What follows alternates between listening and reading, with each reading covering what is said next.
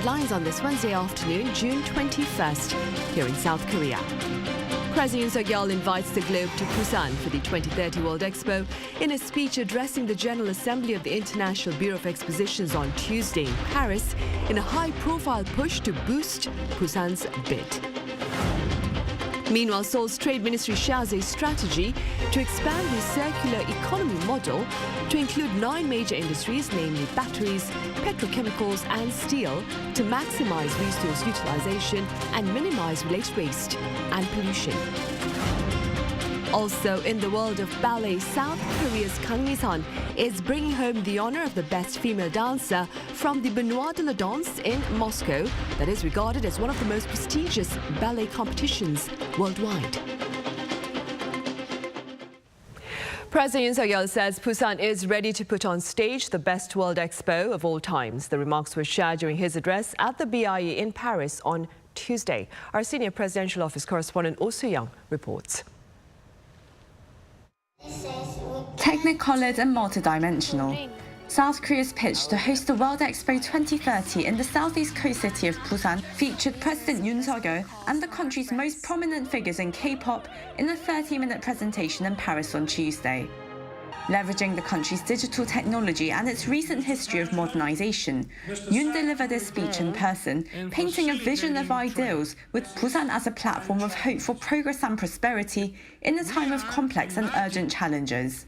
70 years ago, once turned Korea to ruin. But thanks to the help of the international community, Korea transformed itself into an economic powerhouse full of high-tech industry and innovative technologies. Korea wishes to give back to the international community what it has received thus far. Yoon in particular drew attention to climate change and gaps in access to food, healthcare and digital infrastructure, which worsen global inequality. He pledged to provide Korea's largest ever assistance package for more than 110 member states participating in the Expo, highlighting the Busan Initiative, which is aimed at providing customized solutions for developing countries. K-pop legend Psy, who rose to global fame with Gangnam Style and famously sparked a 20,000-strong flash mob in Paris 11 years ago, was also part of a star-studded appeal. Out of the norm and entirely unconventional, both musically and physically, my debut came as a shock to many. Despite the challenges that I've been through, I never gave up, just like Korea never did 70 years ago. With that Korean spirit, I had the willpower and the unwavering drive to create without conforming. The Busan Expo's chief architect envisioned a space inspired by the Korean tradition of harmonizing nature, humanity and technology, infused with sustainable materials and 100% green energy. Additionally, we are thrilled to present the world's first UN habitat floating city. This groundbreaking edition presents yet another innovative solution. Up against Italy's Rome and Saudi Arabia's Riyadh, the fourth presentation is considered the most critical pitch for the Busan Expo team before the member states go to the ballot in November. South Korea's pulled out all the stops with the president's pitch and the power of K-pop augmented by digital tech. But will this be enough to win the World Expo bid? The leaders of Samsung, SK, Lotte and Hyundai will also join forces here in the French capital at a reception event on Wednesday. Oh Soo-young, Arirang News, Paris. Also in Paris, President Yoon Suk-yeol and his French counterpart Emmanuel Macron reaffirmed their commitment to security amid North Korea's provocations as well as Russia's war in Ukraine and to prosperity amid prospects for joint advances in space exploration and nuclear energy. Our correspondent Kim Do-yeon has more. Well, President Yoon Suk-yeol may be in Paris to promote Busan's bid for the 2030 World Expo. Top of his agenda when meeting his French counterpart Emmanuel Macron was security and economic cooperation. Before his BIE presentation on Tuesday local time, Yoon and Macron kicked off the summit by addressing the media on their plans.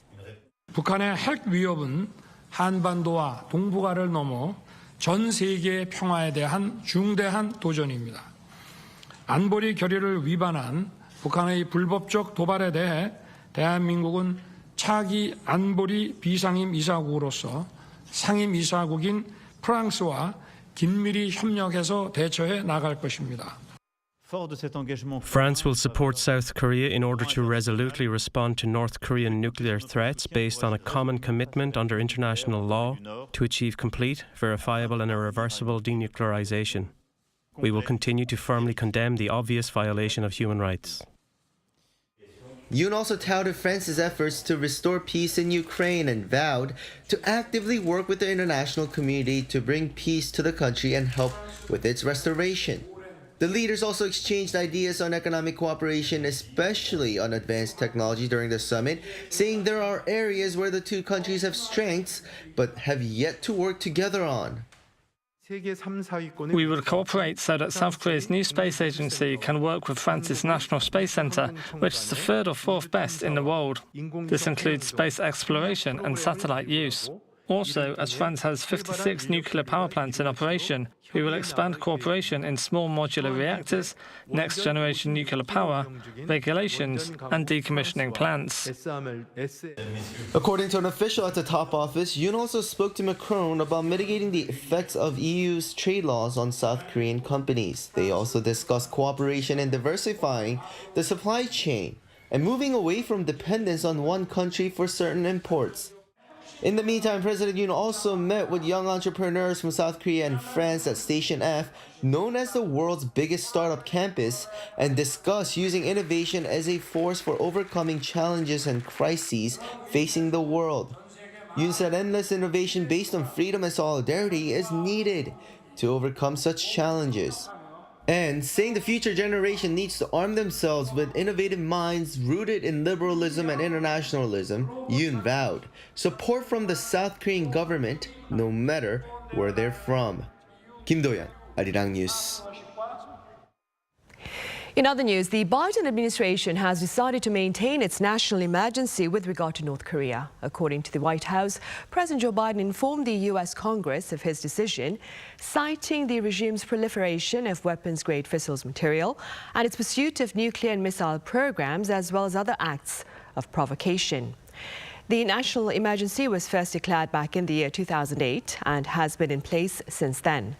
The declaration grants access to powers and authorities under certain laws that would not otherwise be in effect. And across the border, the pundits believe Pyongyang may be preparing a military parade for July. According to Radio Free Asia, satellite imagery from Planet Labs showed troops and vehicles lined up at the Mirim Parade training ground in the North Korean capital city last Thursday. The training could reportedly involve some 4,000 to 8,000 personnel and as many as 8,000 military vehicles on a scale unseen in recent years, as North Korea marks its Victory Day on July 27th in light of the truce that ended the Korean War. Observers also believe the regime may seek another space attempt prior to the parade or unveil a new weapon during the parade.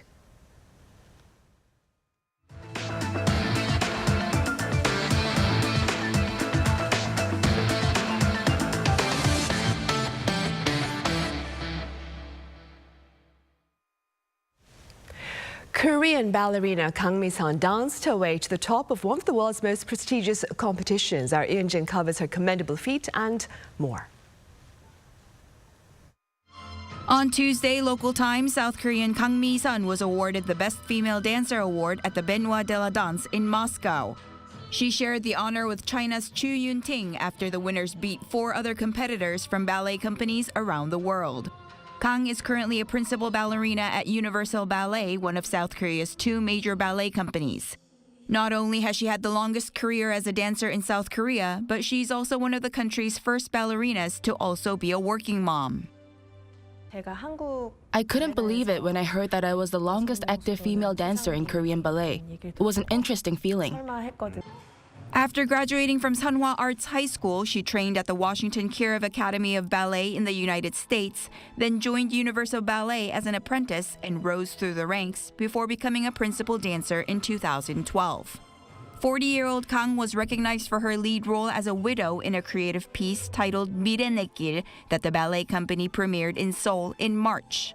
The Benois de la Danse was created by the International Dance Association in Moscow in 1991 to honor distinguished French choreographer Jean-Georges Nouvier.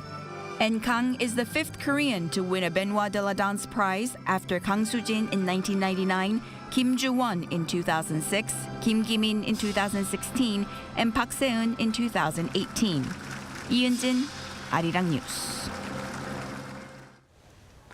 Korea is looking to expand its adoption of a circular economy model to fight resource waste and carbon emission. Our business correspondent Shin Ha-young explains.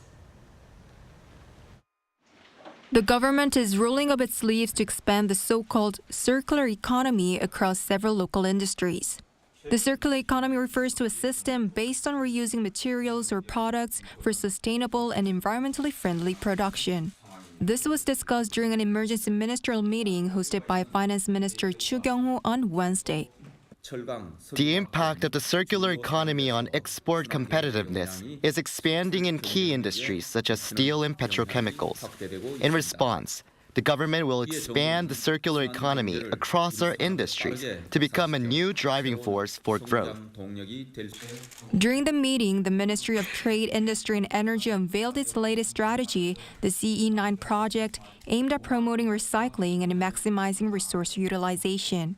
Under the strategy, the government will seek sustainable growth for 9 industries, including batteries, petrochemicals, and steel.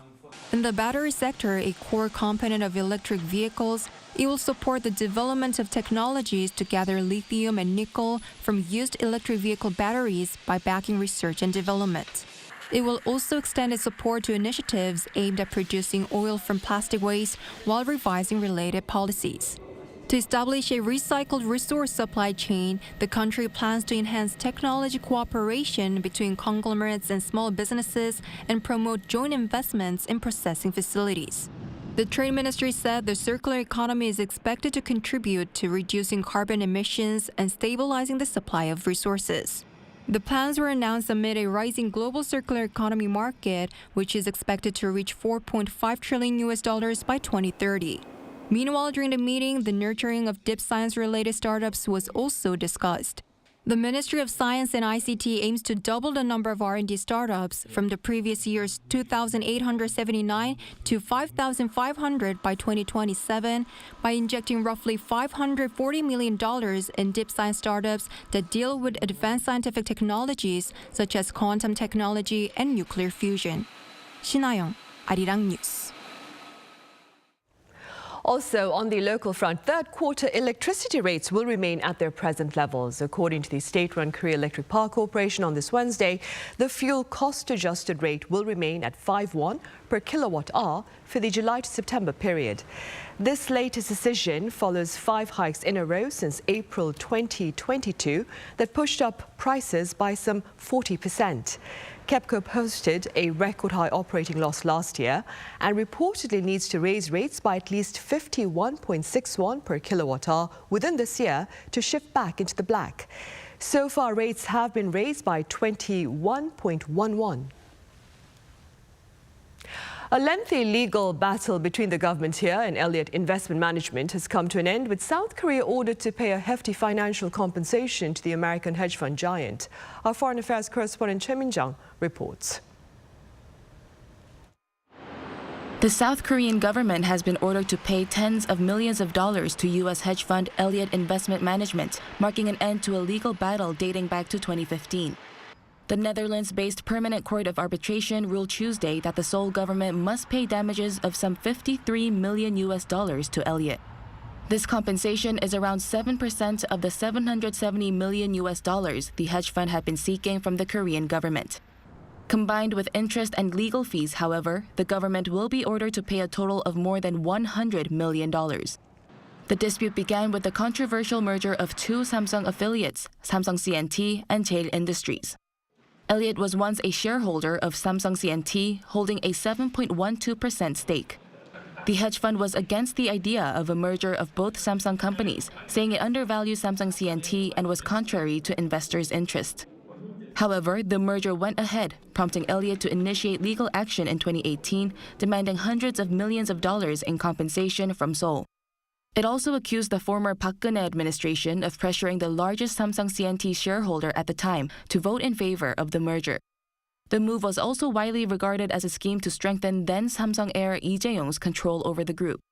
The Justice Ministry said it put all efforts into defending the case and will announce future plans soon.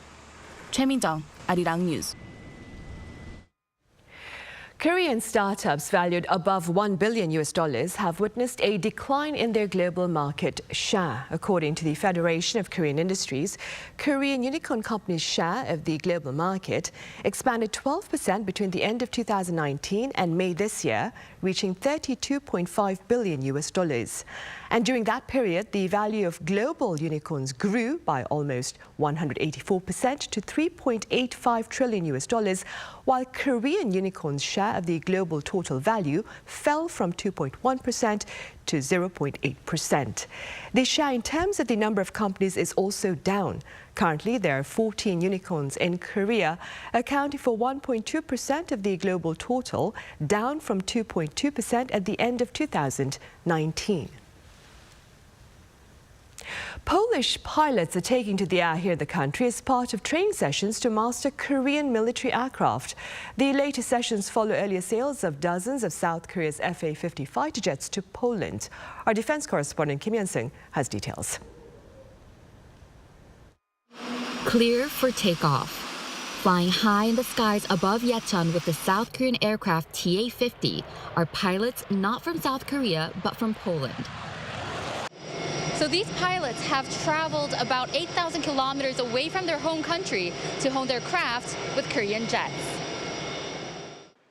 Last year, Poland penned a deal with Korea Aerospace Industries to buy 48 of their fighter jets, the FA-50. With the new fleet comes a need for a fresh set of skills to fly these aircraft. And that's why these Polish pilots are here.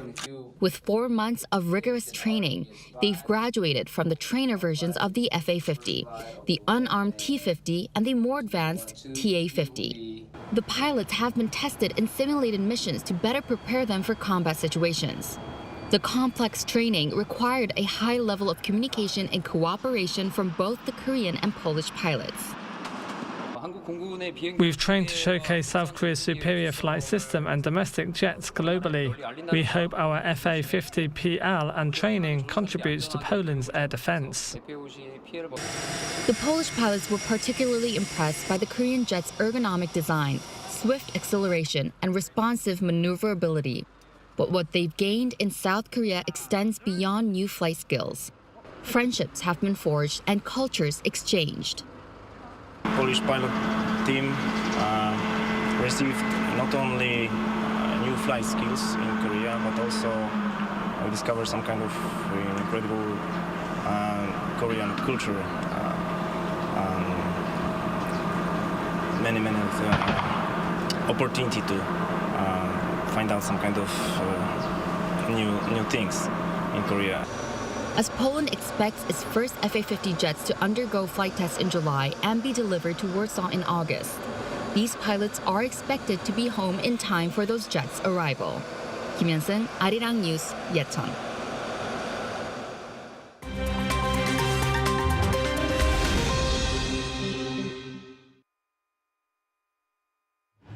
Let's take a look at what's going on in the world now. In the United States, Hunter Biden, the son of US President Joe Biden, is expected to plead guilty to 2 misdemeanor tax crimes and admit to illegally possessing a gun while a drug user. The plea agreement is expected to keep him out of jail, but still needs the approval of the judge overseeing the case. The gun charge is likely to be dismissed. Hunter Biden is also expected to agree to monitoring and receiving drug treatment. This comes after a 5-year investigation into his tax affairs. The US president's son is a former lawyer and was discharged from the US Navy in 2014 after testing positive for cocaine. To the North Atlantic now, a multi-agency search and rescue operation is racing against time to find a missing submersible that was taking tourists to the wreckage of the Titanic. 5 people are on board the vessel, which reportedly only has enough oxygen left to last under 40 hours. Among those missing are a French explorer, a British billionaire, a Pakistani businessman and his son, and the founder of the company running the trip. Rescuers say that operations are challenging due to the remote search area. The Titanic lies 600 kilometers off the coast of Newfoundland and almost 4 kilometers below the ocean's surface. Contact was lost with the submersible 1 hour and 45 minutes into its dive on Sunday. Estonia passed a law on Tuesday legalizing same-sex marriage. The new law received 55 votes in favor in Estonia's 101-seat parliament. It was mostly supported by a coalition of liberal and social democratic parties. The move makes Estonia the first former Soviet state to legalize same-sex marriage. The new law will be implemented in 2024. And finally, Germany has unveiled a teddy bear as its mascot for the UEFA Euro 2024 football tournament. The European Championship mascot was spotted on Tuesday for the first time, visiting a primary school in Gelsenkirchen. As well as wearing a football jersey, socks and boots, it was also wearing pants. A notable feature, as Germany's lion mascot for the 2006 World Cup drew ridicule for being naked from the waist down. Fans can help name the teddy bear by voting for Albert, Bernardo, Bernhard or Herzi von Bär. The football tournament will kick off on June 14th, 2024. Matthew Ashley, Arirang News.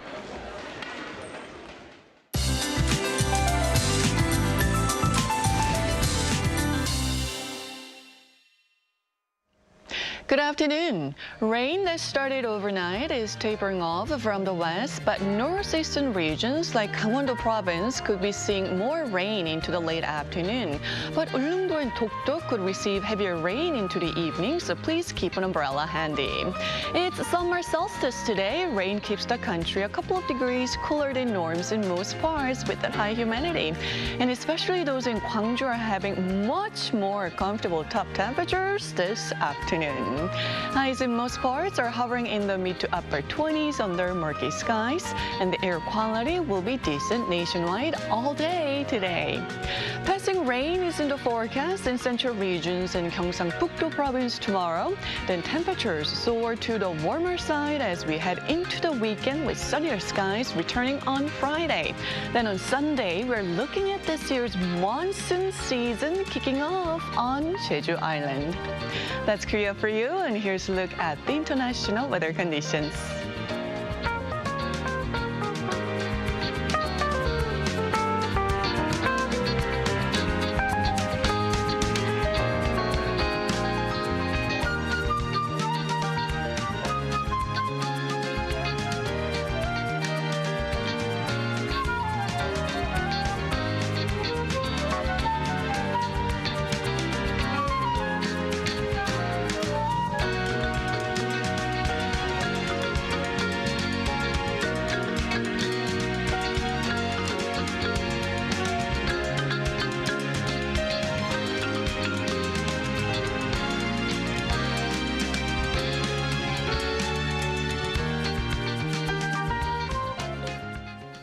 That ends Wednesday's afternoon newscast, but do stay with us for our daily panel session coming up next. Thank you for now.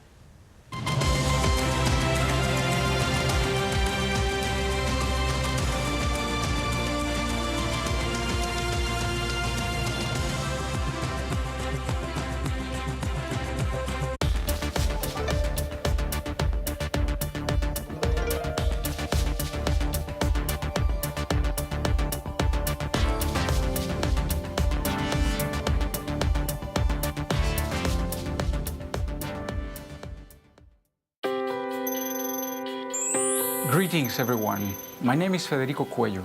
I am the ambassador of the Dominican Republic in the Republic of Korea.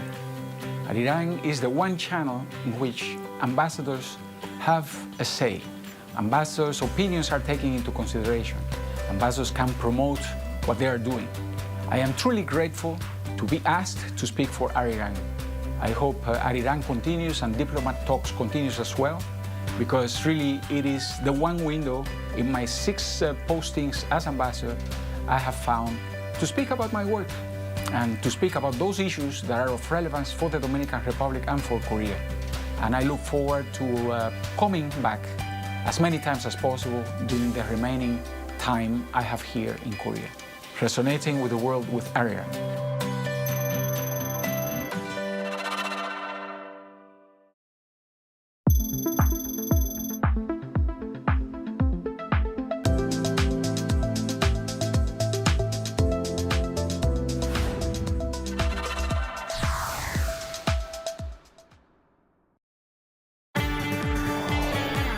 Arirang TV is conducting a quality and satisfaction evaluation to enhance the broadcast service for viewers worldwide. Please visit our website at www.arirang.com to provide your honest opinions.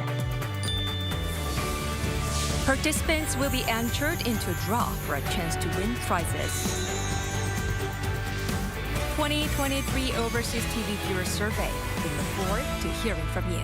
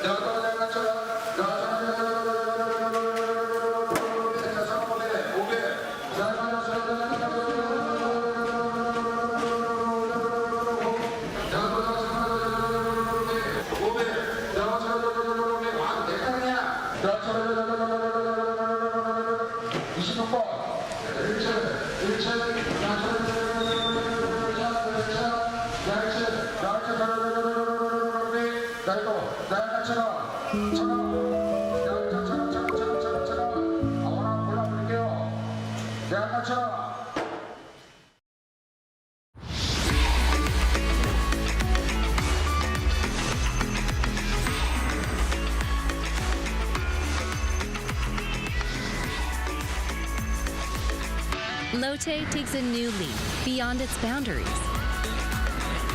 Our change will lead to better lives for all. New Lotte, the power of a better world.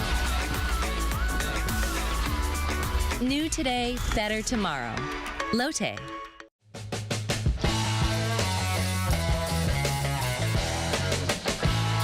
Contour the world, simply contour. India, the United Kingdom, New Zealand. Woo!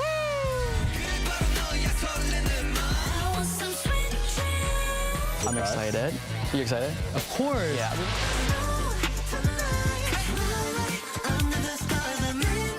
Music, start.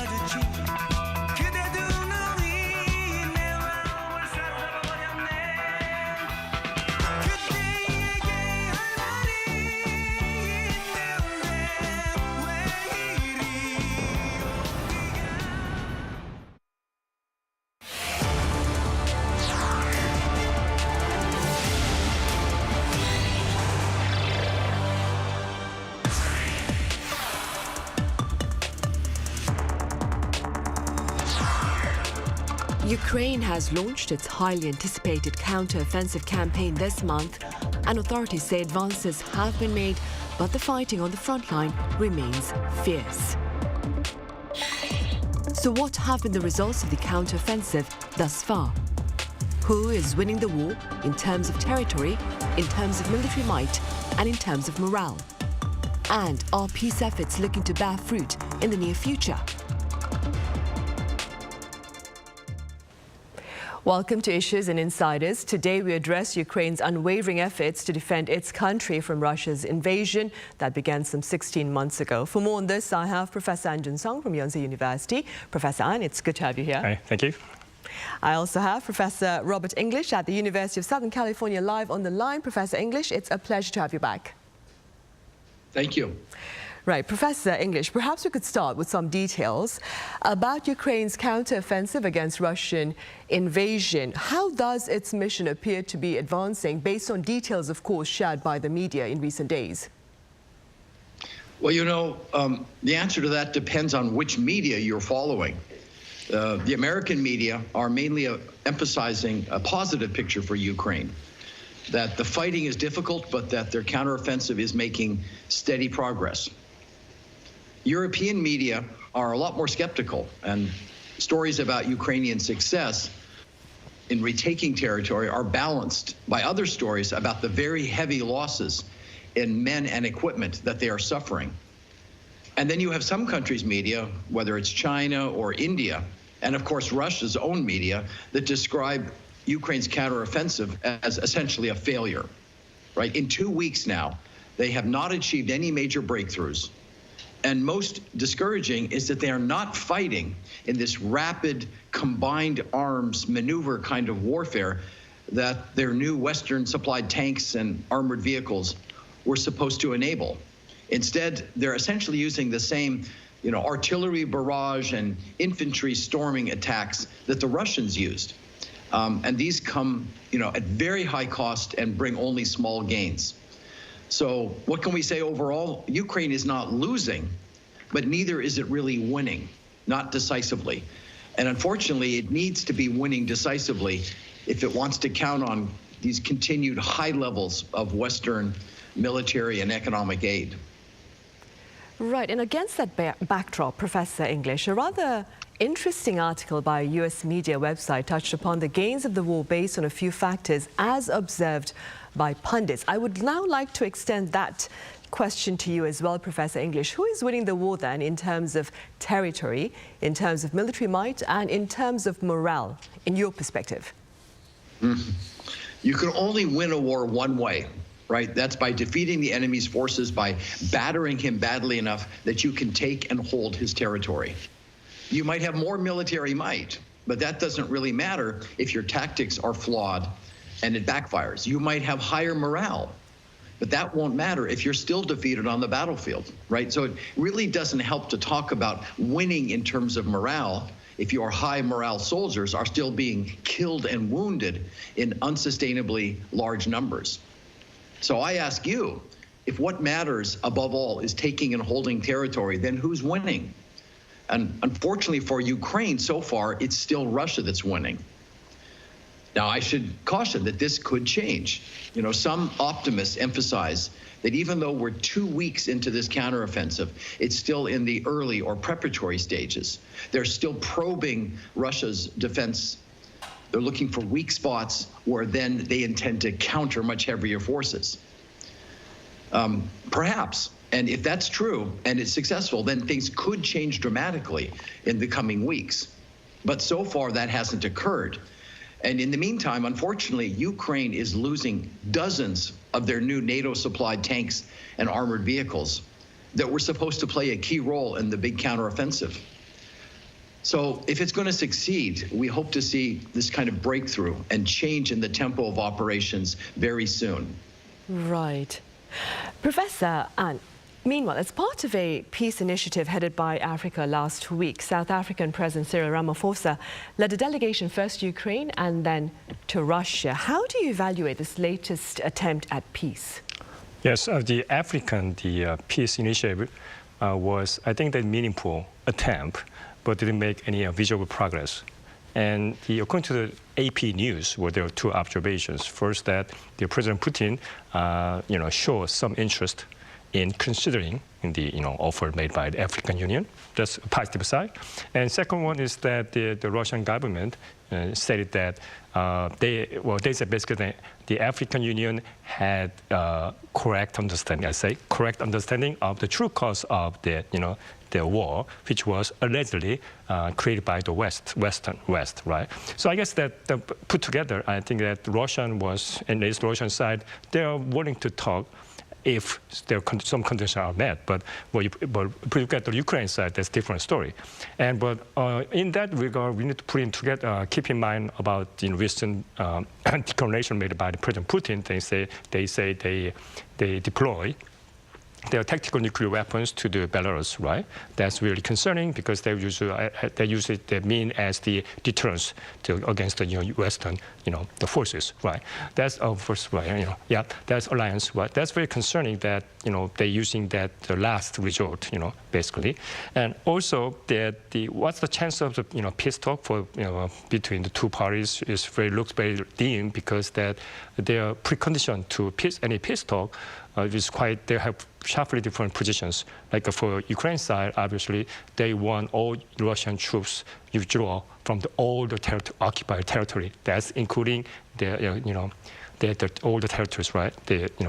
And also Russian side, however, they say they want to, the Ukraine side to, acknowledge whatever they had gained this time, or also the one in the Crimea Peninsula, also they want to get everything they wanted. So at this moment, it's unlikely that they want to have a peace talk because there are two different positions. Right, and despite that, of course, efforts for peace continue. We have President Yoon Suk-yeol speaking to French daily Le Figaro and claiming that South Korea will go all out for peace in Ukraine. What support do you envision from South Korea?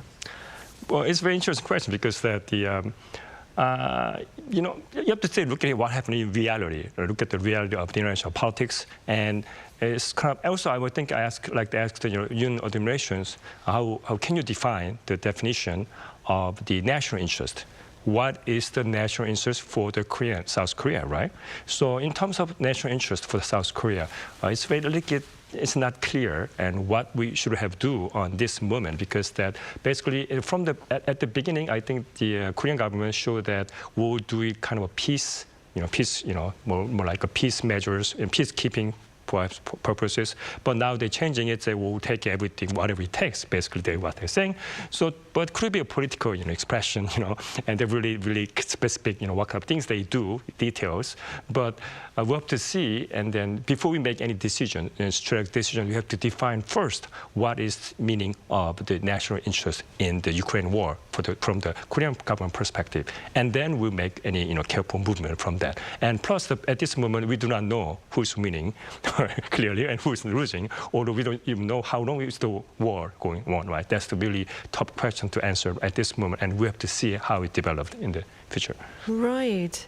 Meanwhile, Professor English, as Professor An here in the studio mentioned, Russian leader Vladimir Putin this past Friday, I believe, confirmed that the first tranche of tactical nuclear weapons had been sent to Belarus. What are the implications of this development? I think there are two things to emphasize here. And the first is that, like before, but even more so, Putin is raising the nuclear threat. He's saber-rattling in hopes of frightening, in hopes of worrying Western governments and Western voters with the goal of weakening their continuing support for arming Ukraine, for continuing and even escalating the conflict. But the second thing to note is that Putin is also indirectly reminding everyone about Russia's opposition to NATO in the first place, that which heightened this confrontation from the beginning. He's essentially saying, oh, you don't like it when we deploy nuclear weapons on the territory of one of our allies? Well, America has been deploying nuclear weapons on the territory of its allies for decades. If you feel threatened, how do you think we feel? Germany, Italy, Belgium, the Netherlands, and even Turkey host American nuclear forces. And so, according to the Russians, according to Putin, he's saying there is no way we could stand by and also allow Ukraine to become a NATO base.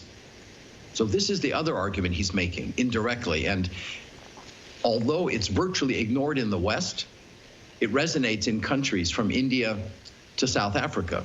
You just can't dismiss it. if you are trying to persuade these countries outside the West, you cannot ignore these kinds of complaints that America operates by a double standard.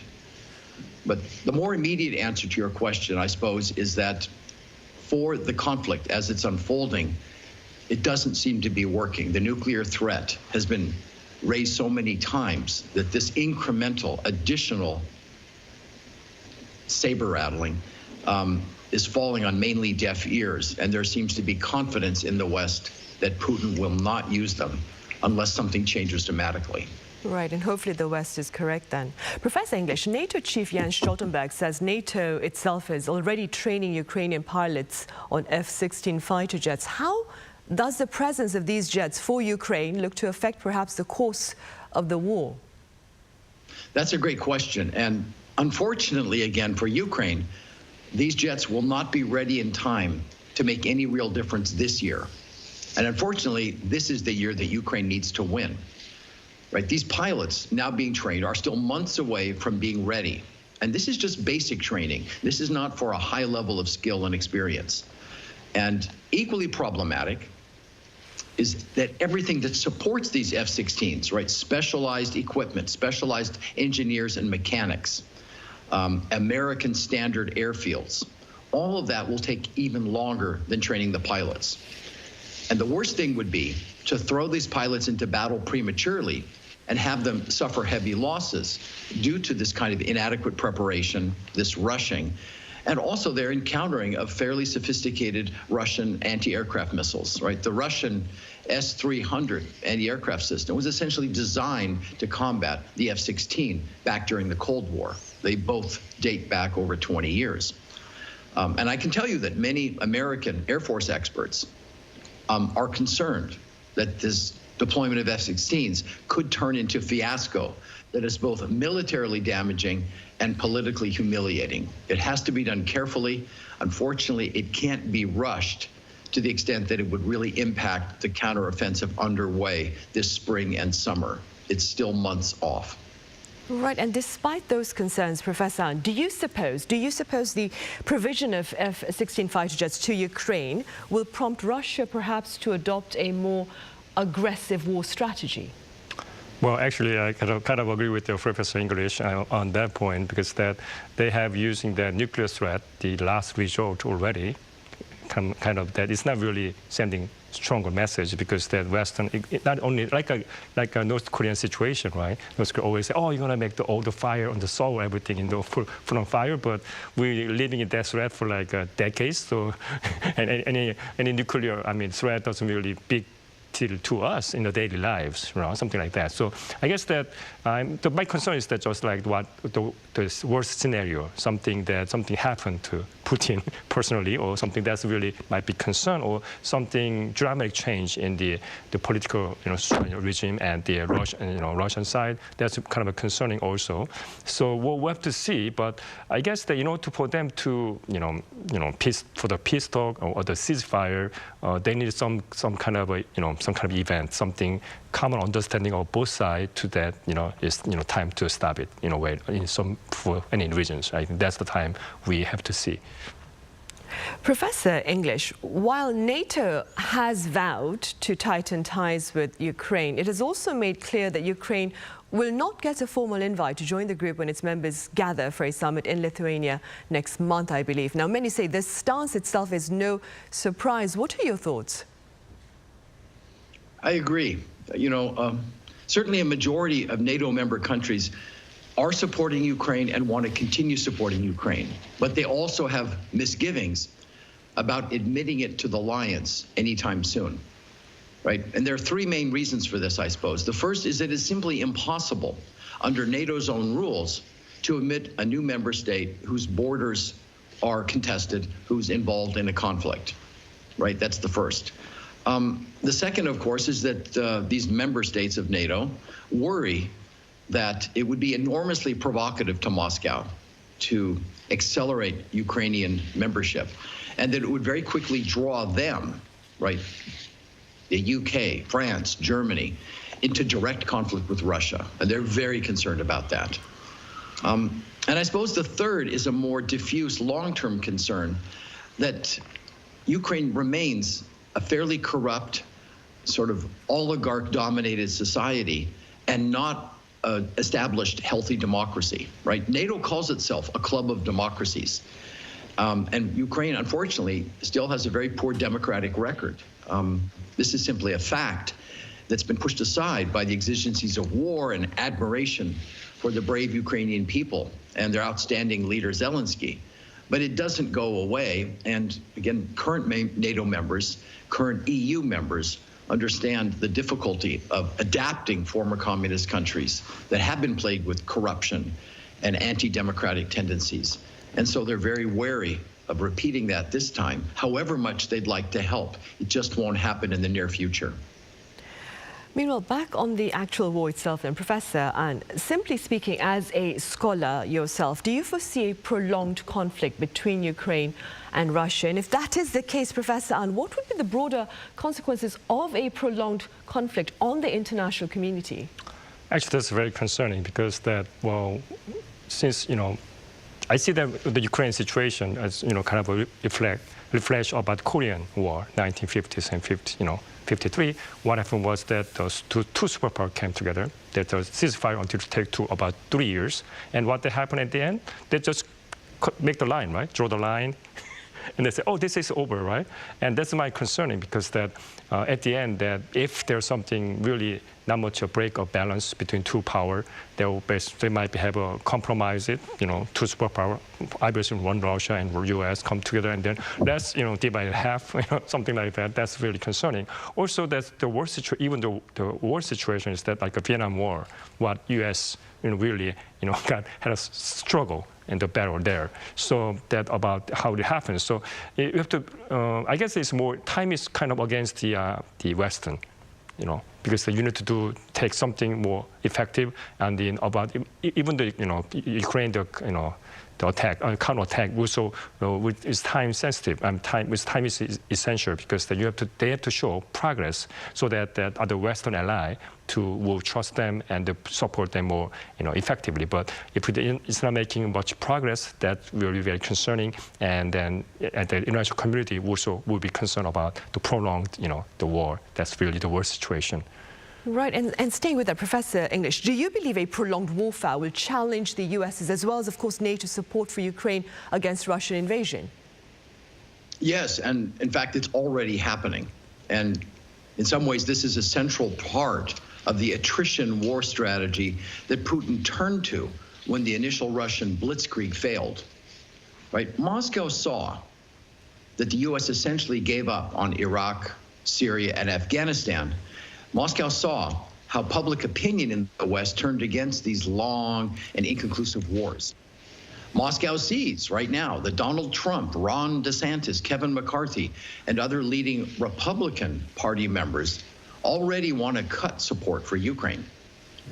And Moscow is also watching the weakening support for war in many West European countries. And they know that it will get even more difficult as the EU's economic problems continue to grow. Right? The European Union has now officially entered a period of recession. So these pressures will grow. And Western leaders all know this. They're all afraid of it. And while they put on a brave face of supporting Ukraine to the end in public, they are privately very worried that time is running out. That's why, again, I emphasize that Ukraine's current counteroffensive this summer and into the fall is so important. Because if Ukraine cannot achieve some big gains and reclaim a lot of territory, then the billions in military and economic aid may start drying up. And privately, many European politicians are already saying, if Ukraine cannot turn this aid into victory, then why are we doing it? Right? Why are we supporting continued war instead of a negotiated peace? Right? These leaders are privately saying, look, I have to face re-election, and my challenger is destroying me on these kinds of economic issues. The voters are facing sky-high inflation, and again, now this recession. And so the pressure on me for re-election is growing intense. There have to be some results of all these billions in aid, or else a shift in Western strategy. Unfortunately, in other words, the attrition strategy, Professor Ahn is absolutely correct.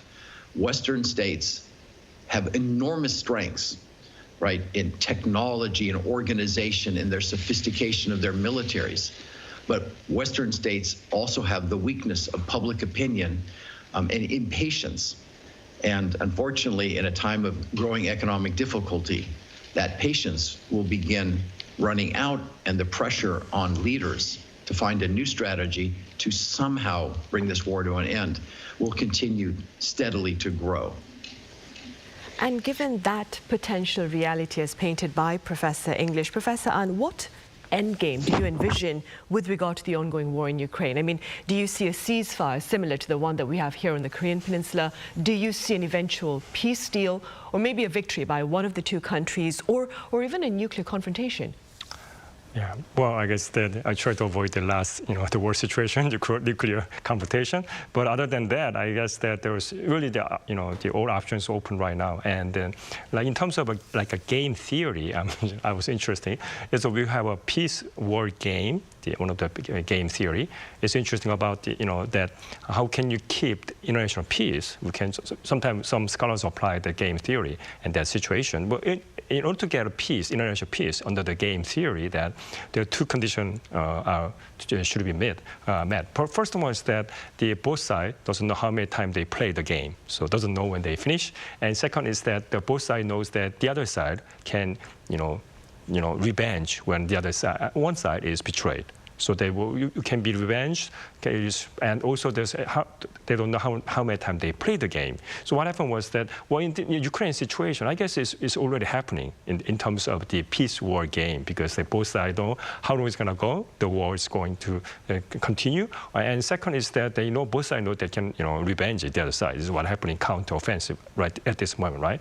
So I guess that's things what happening. So I guess that we need some time. I think Professor English comment about the interesting about the summer, the bottom line, or fall perhaps, that winter comes. I think the European country like Germany had a trauma going against Russia historically, right? So the war in Russia in winter time, that's really the nightmare for the Western countries. So I guess that things that in that perspective, I guess Russia, Ukraine side have to show really significant progress at their front. I think that's the things they do for about 3 or 4 months. Right. And Professor English, very briefly speaking, what endgame do you envision?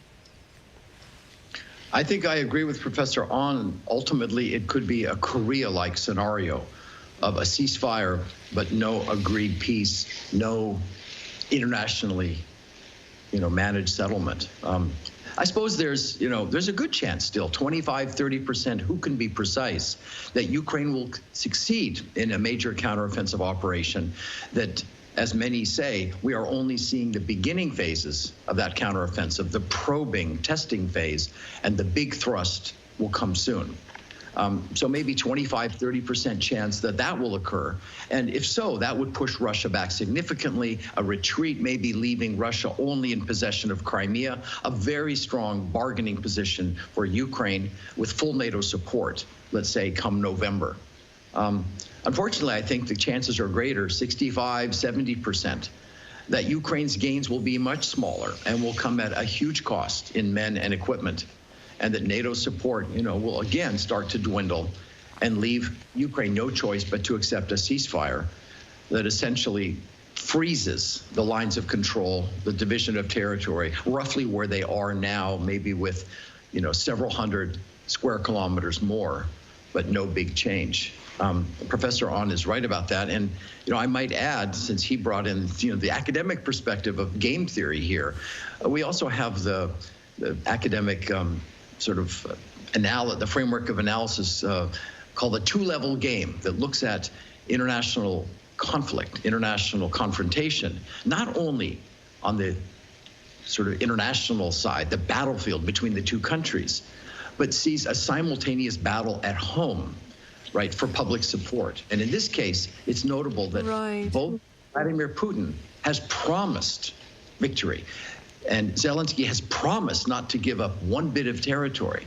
So each one is trapped by these maximalist promises. Each one could suffer defeat politically at home if they settle for much less. Right. And that's a real settlement's difficult. A Korean outcome is the most likely. Which is why we probably, I suppose time will tell then. Time will tell us what will happen in the future then. Professor English, I'm afraid that's all the time we have today. Thank you so much for your time and your thoughts. And Professor Ahn here in the studio, thank you very much for your insights. Thank you. Right, well, that ends Wednesday's edition of Issues and Insiders. Thank you for watching.